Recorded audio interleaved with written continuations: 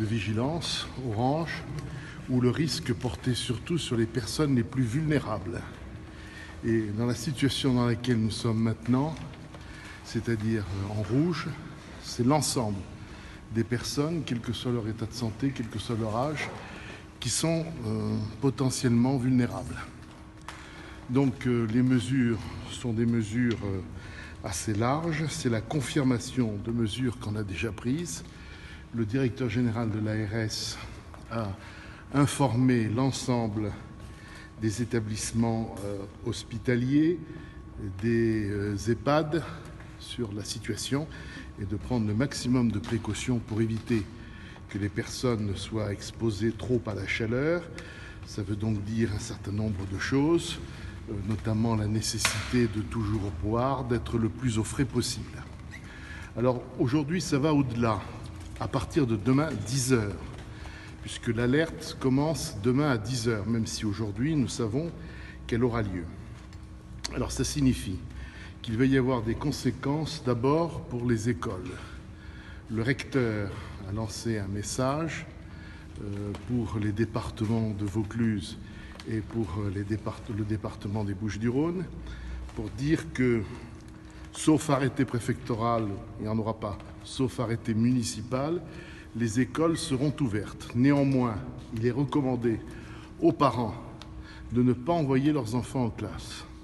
Si, pour des raisons liées à leur vie professionnelle, par exemple, ils sont conduits à envoyer leurs enfants en classe parce qu'ils n'ont pas d'autre solution, il n'y aura pas d'activité scolaire et surtout pas d'activité sportive. Ça sera pour l'essentiel des activités occupationnelles et ludiques qui se tiendront dans les écoles.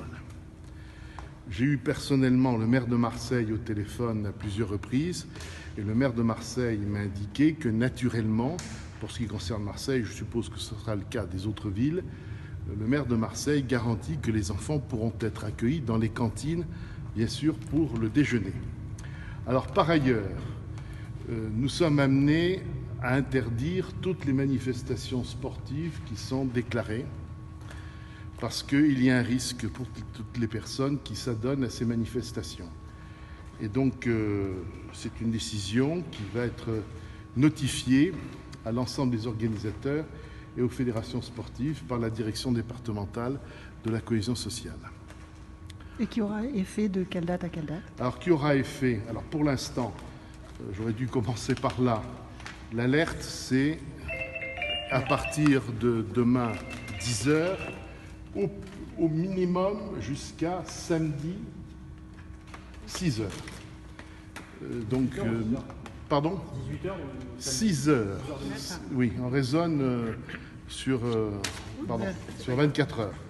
Donc jusqu'à samedi 6 heures. Néanmoins, nous n'avons pas une connaissance encore précise des phénomènes tels qu'ils sont analysés par Météo France.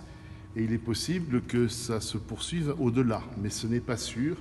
Mais on ne peut pas non plus totalement l'exclure.